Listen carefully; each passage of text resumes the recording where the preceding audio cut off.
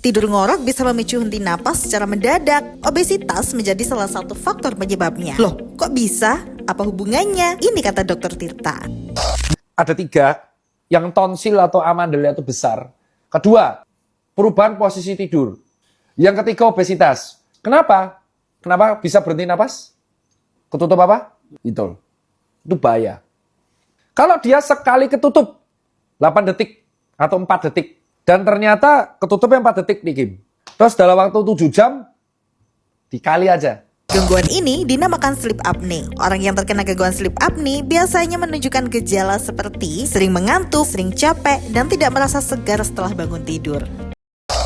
Gejala awalnya adalah orang tersebut sering mengantuk, sering capek, bangun nggak seger. Sleep apnea itu bisa bahaya karena bisa mengganggu penurunan kualitas hidup. Jadi kalau di sekitar kalian ada orang ngantuan, ngorok, nah itu berarti gejala sleep apnea. Caranya gimana? Bawa ke dokter SPTHT.